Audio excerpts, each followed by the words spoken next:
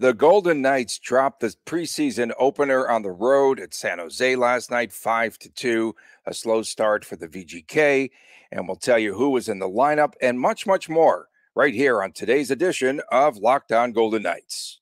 You're Locked On Golden Knights, your daily podcast on the Vegas Golden Knights, part of the Locked On Podcast Network.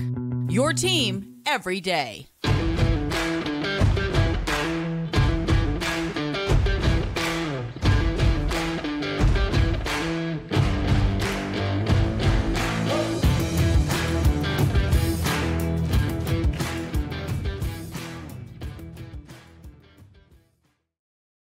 Hi again, everyone. It's the start of a new week. Tony Cardasco, Chris Golick here from Las Vegas. Thanks for making us your first listen each and every day. Find us wherever you get your podcast. And please subscribe to Locked On Golden Knights.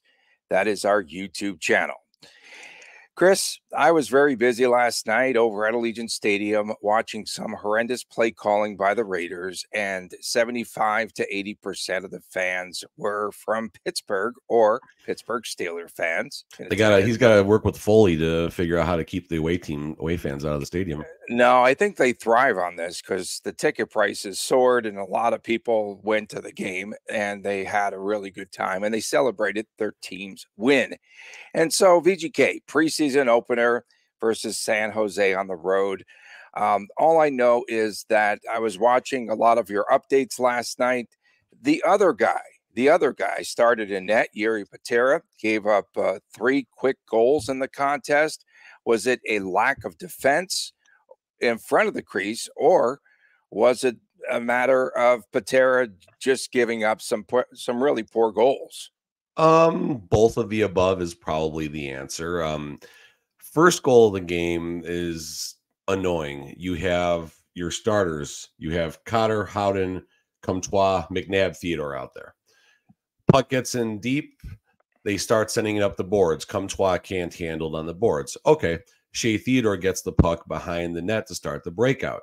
Passes it to the inside of Paul Cotter, kind of about, 4, 5, 6 feet off of the boards to initiate the breakout.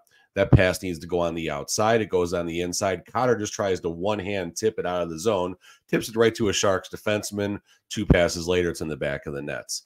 4 of the goals that Patera gave up were kind of a result of just weird and poor play in front. 2 power play goals, like whatever to that. But the next puck just bounces right off of a defenseman's foot, and there's none of the forwards. It was all rookies, but still, there was no one there to clean up the mess. I think it was the 4th goal or the 5th goal that Patera gave up. That was a bad one, just right off his blocker and missed. So, yeah, to answer your question, he was hung out to dry. But if we're also in the middle of the season, we might get we could have used one more save comments from Cassidy. But the one thing that's important to mention right now, this is about the same time last year you and I were teeing off on Aiden Hill, comparing him to Robin Lehner. Things turned out okay. So the sky is not falling for Jiri Patera, folks. It's preseason game 1, months after the team just ran up and down Las Vegas Boulevard with the Stanley Cup in hand. Cassidy said afterwards that VGK did a better job, right, winning the puck battles later on in the game, and they played a little bit better defensively. Is that if things transpired? I mean, it was 4-0, or no, 3-0 in the first 9 minutes and 48 seconds of the game. The last 50 minutes of the game, the score was 2-2. So there's little victories, there's moral victories to be had. After the first period is over, the message becomes, boys, win a period. Don't lose a period, win a period, and just, give it your best and kind of start fresh. Okay, fine. It goes 1-1 for the second and the third period. So the team did warm up a little bit. They found their legs. Cassidy did mention he liked how they won more battles and won more races. So we're 1 for 1 in the winning battles and winning races. A comment for Cassidy in the postgame presser. He seemed way too uptight for playing a preseason game. I don't know. We don't need South Beach Bruce in September 25th, dude. No, chill out. He was really intense after the game. What key starters played for the VGK last night? I think Brett Howden, did he have a deflection? Yeah, Howden had a goal last night. Just right place, right time, got a stick on it. The most notables that played: Kauter, Howden, Comtois, Barbashev, and then going a little bit deeper, Dorofeev, and obviously Bryson, as Bruce Cassidy's been calling him lately. Bryson. On the defensive side, we have McNabb and Theodore. So it was, I don't know, about a third of a lineup and then some fringe players. Shout out Dorofeev. Really beautiful tip deflection pass. So wait. Are you calling? It wasn't a slap pass. It wasn't a slap pass. No. Was it a shot pass? Was not a shot pass. Was not a shot pass. So he's basically behind the net, but kind of halfway between the trapezoid and where the net is. Puck comes off of the backboards, and instead of trying to stop the puck and make a play with it, he just has this beauty of a deflection that finds Barbashev, who just roofs it backhand over the goalie's shoulder. Dorofeev knows what to do when he is out there with the puck. Dorofeev also had a little mini breakaway in the game. He's someone, and I know it's early, and I was all excited about Paul Cotter last week in camp, but this battle might really come down to a two-headed battle between Dorofeev and Cotter for that role on line 3 on the wing, assuming Howden and Amadio's spots are comfortable, which, reading between the lines from Cassidy's early comments, it seems like he's going to be in favor of the continuity of keeping the band back together from last year's Stanley Cup run. Now, again, it's September 25th. We have about 2 weeks or so until the first regular season game. That might change. So did Jesper Vikman come into the game in the third period? And all along, I was just, why wouldn't they create a battle for number 3 rather than anointing the other guy, Jiri Patera, as the number 3 goaltender? I mean, what's Vikman's? Vikman, they call him. Vikman, I don't know. Me. I'm doing my best Bruce Cassidy impression. Yeah. On the name. So what is his NHL experience? That's my first question. We know Papirny's experience. We know Seville's experience. I mean, at least Patera has been there a little bit, and Patera's also been there for a long time in Henderson. So it's not about, I mean, I guess if you listen to McCrimmon's comments from the presser I was at this past Thursday, I don't know, whatever. Thursday, final answer. Thursday. If you listen to McCrimmon's comments, that was a question that I asked him about the confidence behind the starters, and he did feel that Patera did enough with his short time at the NHL level to quote McCrimmon and saying it paints you a picture of, what their ability is. So, a battle, it's always a battle. Like, I don't care what McCrimmon says, it's always going to be a battle. And if, it's game 1, 2 periods of game 1. But if the next time Patera hits the ice as soon as this Wednesday or Friday, another 4 or 5 goals get behind him, all of a sudden the conversation changes a little bit. I'm going to sound off like I did at the start of last season, where I said that VGK needed a big league backup. And I still am of that thought. And I'm going to try again. Maybe I'll get it right one day. I still say they need a big league backup. Still. I mean, I was on that same train with you. I've mentioned just the name Halak is the first thing that comes to mind. I don't know if he's signed or anything or not yet. Keeping Jonathan Quick around possibly would not have been a bad idea. Again, there's other things that have to get worked out, from the money and the contracts and all that stuff. It might not be as easy as just sign someone, park them, and wait and see what happens at the NHL level. I mean, there has to be a give and take, right? When you pay Aiden Hill 4.9, Logan and Aiden better be the boys that are in the net for the lion's share of the games, because if one of the two goes down for a long time, or even worse, both go down, which is a potential scenario, then, we're really going to see how much confidence McCrimmon truly had in Patera, or if he makes a move. I mean, there's opportunity as the season progresses, right? There's going to be injuries. The Golden Knights are going to have injuries. All our teams are going to have injuries.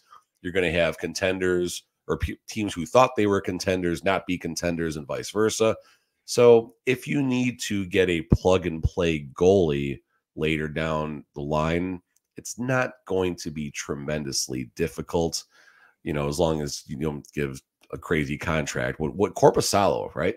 He got some, didn't he get like some crazy contract? Was it Ottawa or something? Or he got just a wacky contract, but Golden Knights got to avoid that. Coming up next, we'll have a glance at tonight's preseason game in Denver against the Avalanche that comes your way next right here on Locked On Golden Knights. Everyone should be empowered to care for themselves and their loved ones during the unexpected. That's why Jase Medical offers the Jase Case. The Jase Case provides 5 life-saving antibiotics for emergency use and gives you a peace of mind so that you are not just hoping that you have access to medication in the case of an emergency. Jase Medical makes sure that you have the medication on hand. So Jase Medical is very simple. Just check it out. They handle everything from the online evaluation to licensed pharmacy medication delivery and ongoing consultation and care.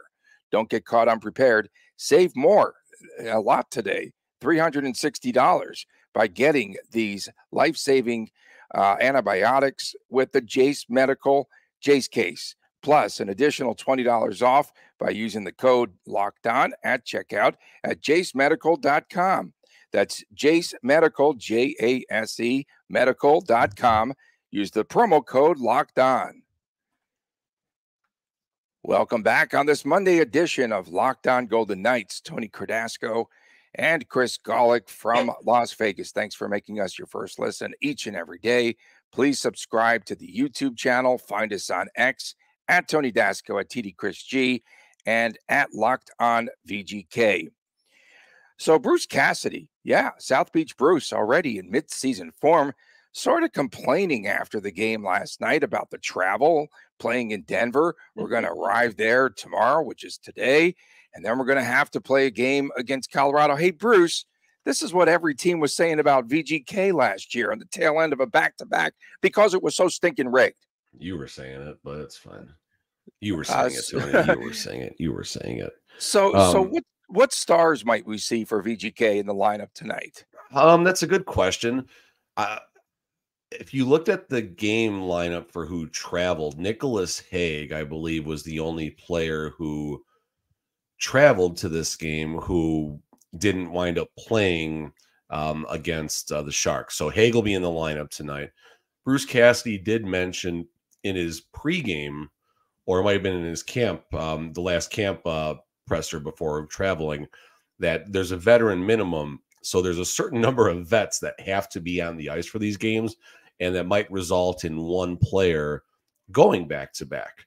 So that'll be the interesting thing to see who draws into that spot. If I had to guess, it's going to be Cotter and or Dorofeev, just because that's where the training camp battle is going to be. Comtois probably gets back out there on again. They're going to want to take a look at him. But I don't know if this is a spot where the whole band is together on this trip, right? If Stone made the trip, if Eichel and, the list goes, William Karlsson, the list goes on and on and on. William Karlsson, by the way, already had a maintenance day, Tony. Did you catch that? No. He already had a maintenance day. He tweaked a little something. He needed a day off. First day of fall. First day of fall, he fell. Yeah, there you go. I did actually like your tweet with that for the first day of fall. Someone stole it. Someone stole that. I put so much. You probably stole it from somebody else. No. I put a lot of thought into that one for once. I usually steal stuff. If it involves William Karlsson, you do put a lot of thought into it. So the Avalanche also did play. They're on the backside of a back-to-back as well, for whatever that means. Yeah, they're going to be at home too, it looks like, for both these games. Whatever. Yeah, they're at home. Looking at the score sheet, Tomas Tatar got a penalty. And this is what I like the new NHL app network. They used to have, maybe it's a regular season thing only, but they used to have the full game reports where you can see who was on the ice for the goals, how many shifts the players got, and all that. So I'm hoping this is just something they're not showing during the regular season. So I'm trying to scroll up and down Colorado's Twitter to see who they played last night. And I don't know. It was the Wild. It was the Wild. No, who they like, what players they actually played to see. The Wild. All right, so here we go. 4-3. So as far as notables, Ross Colton, Tomas Tatar, Kivaranta, but he's even a little bit lower on defense. Yeah. Johnson. But Kivaranta is on a PTO. Oh, he's Dallas PTO. Star, Okay, yeah, right? Exactly. So, and then was Peter Holland in there too? He played for 4 NHL teams. He's on a PTO, and Brandon Kozin is on PTO. Kozin was on the 4th line, which doesn't bode well for his chances. And you said Holland was the other one? Holland, yeah, Peter Holland. No, I don't see Holland. Journeyman extraordinaire. Yeah. He's just in there for depth and just to try to push some players, I think. Yeah, I mean, we'll see what happens. On the VGK side, as far as goalies go, Papirny was on the trip for this game as well. Oh, that's cool. If I had to assume, they're probably going to run Papirny out there tonight with that'd be great. With one of the two other guys. There you go, Tony, possibly backing up, and we'll see what happens. And my guess is they're saving LT and Aiden to chop up the game on Wednesday nights. Wednesday night at T-Mobile Arena. How cool is that to say? That's exciting. Preseason hockey. Oh, it's just a joy. It's hockey, and it's been 4 months plus. Did VGK? I had to ask you. Did VGK in San Jose last night? Did they practice shootouts? Remember that 18-round shootout last year against the Kings in the preseason? Because I was watching, the game from Australia the other night, and after the game was over, they're practicing shootouts, which is really stupid. I think in the preseason, it's just not a lot of fun. But were they? Did they do it? No, I didn't see a shootout. They'll do it tonight. That'd be great. I hope they just get rid of that. I mean, Cassie won't even know they're doing it. The team will be halfway down to the locker room and be like, "Whoa, come back!" And whoever the last 4 guys in line are, just go back to the bench, and the rest of the guys go in the locker room to get out of there. There was like 18 rounds. It was literally 18 rounds last year against the Kings. Yeah, I don't know. I mean, I think a lot of people are over the shootout. I liked our conversation we had about overtime, maybe starting at 4-on-4, take the blue lines out of play, take the blue line icing. Like, you want to see a fun best on best where at least it's more than one player on each side determining who gets a very important point at the end. Like, why should a team get eliminated from the playoffs because they can't win a shootout? Yeah. Or why should a team win a division? Golden Knights, I guess, because they won by 1 point. Sure, whatever. But why should a team win a division because they can win a shootout? Like, that's not part of hockey. Save it for the All-Star game. Save it for the preseason. Like, whatever. Just find a way. Whatever they can do to get rid of it while keeping overtime nice and short, I'm in. Well, I want to see a winner, though. I want to be clear about that. No ties. No ties. So you don't like the ties. But Logan Thompson, this is his worth and his value on this team because he is the shootout coach. Well, that's part of his worth, but yeah. That's a small part of his worth, but sure. Oh, okay. Goalie issues for the Colorado Avalanche, right? We've talked about the fact that behind Alexander Georgiev, the backup Francouz, he is not responding well, had hip surgery during the offseason, not responding well, and so they don't feel as though he's going to be able to contribute. And there were some reports, you mentioned his name earlier, Halak, the former Ranger, Jaroslav Halak, might be the backup for the Avalanche, which sort of solidifies things. But if 2 Ranger castoffs there in Colorado, how are they going to handle that? I mean, you know better than anyone there. They got the kid Anunian back there. I've been collecting his rookie cards for a while. That's how I really know anything about him. Looks like he had the starts in yesterday's game, and they lost 4-3. I don't know how the net was chopped up or anything because, well, the NHL app doesn't tell me these things. Otherwise, I would have a better idea of how he did. I mean, the Avalanche, it's kind of like the Golden Knights, right? They got a real powerful team, a good defensive structure as long as Makar is healthy, of course. So you don't need, Darcy Kemper, right? Was he he won the cup with Colorado, right? Mm-hmm. So there you go. I mean, and it's not necessarily a shot at Kemper as much as is a compliment to the Avs in their lineup. And I mean, that even goes to the Golden Knights, right? Logan Thompson, Aiden Hill are 2 very capable goalies. But, I was talking on Twitter, I think, or on YouTube, actually, some of the comments from our podcast. Jonathan Quick would have won the Stanley Cup if he started all 22 games last season for the Golden Knights in the playoffs. That's how. You think so? Oh, I think so. That's how good they were, Tony. I mean, Edmonton was the only moment where there was some concern in the playoff run. And then whatever, they took a dumb penalty and the Golden Knights teed off on the power play, and that basically ended the series in a short, 5-minute window, basically eliminated all of Edmonton's hopes. Dallas, there was never a concern.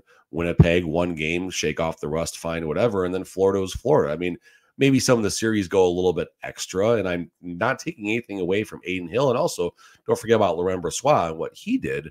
But, Jonathan Quick, I think you would have seen a different compete level of him. And the team, I don't think there was anything stopping the Golden Knights in this Stanley Cup playoff run.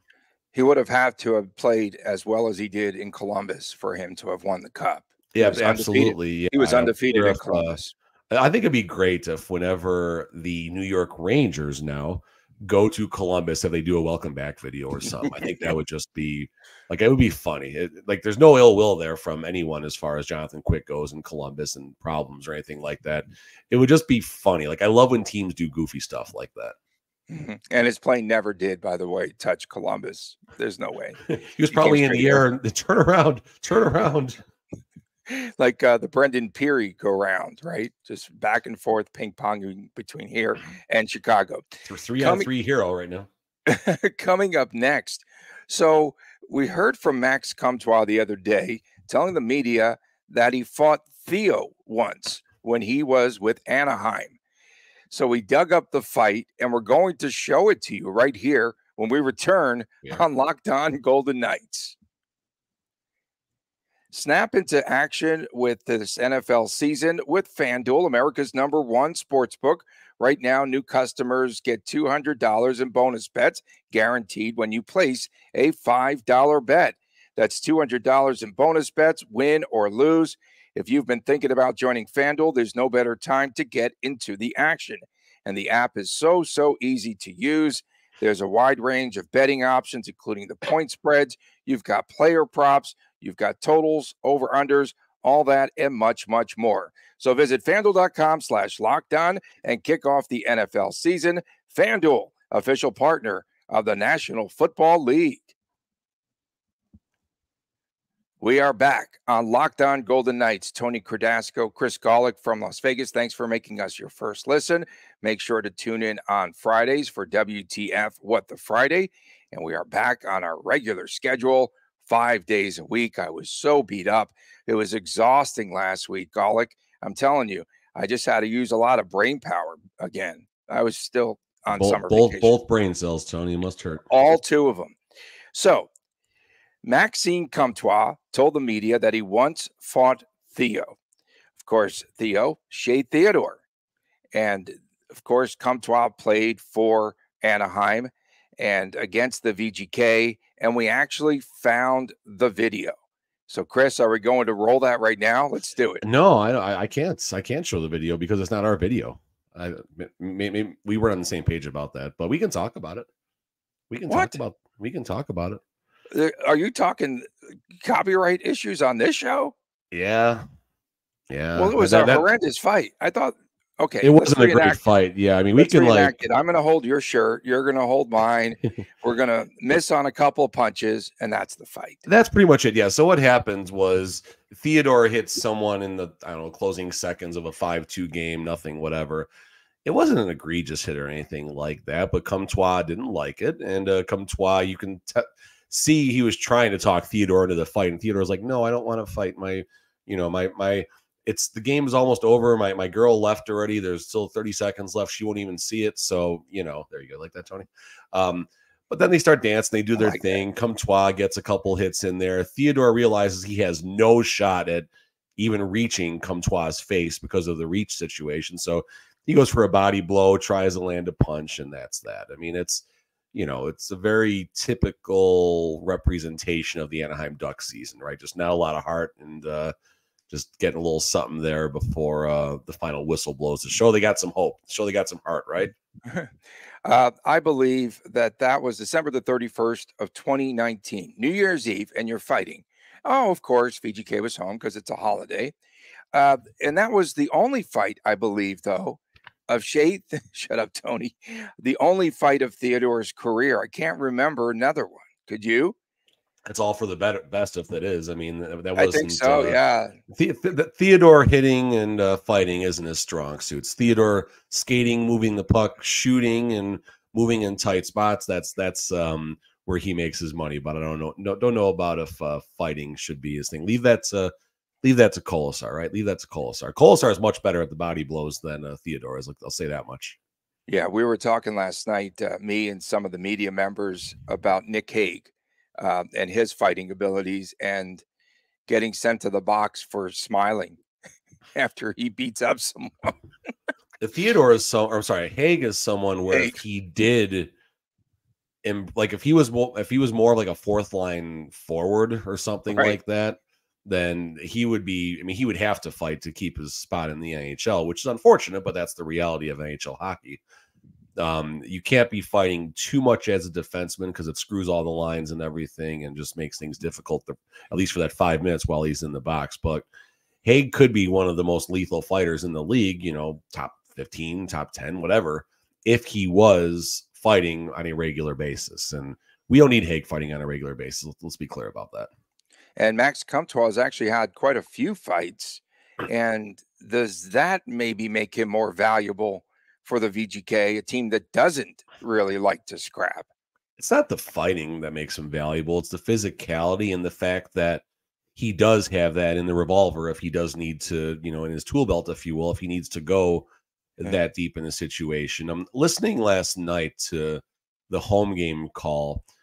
Straight talking state-run television. Exactly. But Gary Lawless was talking a lot about, at some point, you're going to see what Comtois can bring to the Eichel and Marchessault line, I guess not Barbashev line, and to see if Barbashev can be utilized somewhere else, basically with Stevenson and Stone to provide more of a scoring punch. I like that it's preseason and you see what can happen. Barbashev wasn't Comtois on a line with Barbashev and Eichel the other day? I think that those three skated together in practice. In practice, sure. I mean, fine, but we're talking about practice. There you go. It's preseason. You want to see what these guys can do. And Barbashev, he's the jumper cables, right? He's the jumper cables of this roster. You saw what happened on what Jack Eichel accomplished and what Jonathan Marchessault accomplished once Barbashev came on that line. Those two are having fine seasons, but they weren't doing nearly to that, hitting their potential, if you will, until Barbashev joined the party. So now maybe someone like Comtois, sure, he's not Barbashev, but maybe Eichel and Marchessault have learned a little something about their chemistry. And again, this is what preseason is for. You want to see what these players can bring. And maybe you don't start the season like that, but there's going to be injuries, things are going to happen, or the team's going to go through a bad period. They're going to go through a slump, and you might need to move some pieces around. I mean, let's just hope for a second it works out like this, right? Let's just pretend Comtois does go to the top line with Eichel and Marchessault, and Eichel and Marchessault keep on scoring at that pace. Now, all of a sudden, Barbashev goes with Stevenson and Stone and has a 60-point season. Imagine what Stevenson and Stone would do if Barbashev puts up 60 points with them. Like, that's the fun of preseason right now, trying to figure these things out, and then keeps going downhill from there. Does Howden draw into centering line 4? Nick Waugh goes up to the wing on line 3. Like, these are all you almost wonder if Cassidy might overthink this some way, somehow, instead of going nice and easy. Like, this is what's fun. We finally got a little more something to talk about instead of fluffing through the offseason, Tony. Tell him to stop being so stinking crabby. It's preseason. And they didn't have to even do shootouts. He's got to keep the guys grounded. I know he's got to keep them focused. Cup's done. They're not Stanley Cup champions anymore. It's new season. I agree. And they did coach him hard there in that, excruciating, lengthy training camp of 3 days. PTOs, why not sign more PTO players? Because Cassidy said it's a free look at a player, right? And you bring in some guys that are veterans to kind of mix things up. Why not bring in more during training camp? I guess a good question to McCrimmon, because he did allude to it in his opening statements, I believe. But a good question would have been, were there any other discussions? He's not going to say who, which is fine. But were there any other discussions for PTOs? Were any other PTO agreements offered. And then you see where he runs with it. And I don't know, McCrimmon, I was thinking about asking about the contract situation for Marchessault and Stevenson, and I think it was Ben Gautz that asked him about it, and McCrimmon just shot it down. It's our policy not to discuss these things. I'm like, oh, okay, I guess I saved that one there. But you still ask Marchessault about it, and Marchessault will give you a soundbite though, I'm sure. And then how did Comtois play finally? I mean, he got thralled at one point in the game. Just didn't see a check coming, whatever. Physical, fine. I mean, that first goal that the Golden Knights gave up, it kind of started not with him, but there was a pass up the boards. I think it was either McNabb or Theodore. He couldn't handle it off the boards, but the Golden Knights still had a chance to reload and start the breakout fresh. And so, I mean, it wasn't a great first impression, but it wasn't a bad impression either. And I'll still stay true to my statement. I think the Golden Knights' minds are pretty much already made up on the plan for Comtois. I think McCrimmon, well, I don't know about Cassie McCrimmon talked about it, but I think there was a plan in place for him to be on the roster, whether I don't know if he's even going to take a two-way deal or this, talking to some of the media guys, and they feel that he's, he wants a one-way deal, be on the big club, or he's not going to stick around, and fine, fair, but that could also change as the training camp goes on. And once McCrimmon sits him down and reminds him there's going to be a ton of injuries with the Golden Knights, and they're still the Stanley Cup champions. If Comtois were able to perform at a mid-level, 48, 50, 52 points, and if the Golden Knights do make a deep run, think about what his value will be next season. He'll be able to get a 3, 4, 5-year deal at a nice number. Yeah, I still say he's got a lot left in the tank. He's a young player, and his physicality, his potential has not been realized. No, it's not. It's not. That Anaheim team, and as Comtois said the other day, Chris, he said that they moved him around on different lines a lot in Anaheim, and he just couldn't get into a groove and into a rhythm. And that makes sense. That makes a lot of sense. Coming up on tomorrow's show, we will recap VGK versus Colorado.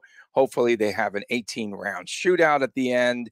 And you can also find that game on ESPN Plus, because I was fiddle-faddling around with trying to find a feed for the VGK last night. NHL Network was the easiest if you have the HD antenna. Like my antenna didn't pick up channel at the Raider 38 game? Or 34. Oh, at the Raider game, yeah, you got to you have to borrow. I couldn't see my computer with all that smoke that was generated by Lil Wayne at halftime either. So between him and Mike Tyson, I'm telling you, we appreciate you tuning in. Thanks for making us your first listen. Thanks to the everydayers and to all of the new folks that are finding this terrific podcast. For my man, Chris Golick, I'm Tony Cardasco from Las Vegas. Thanks for tuning in. We'll see you again tomorrow right here on Locked On Golden Knights.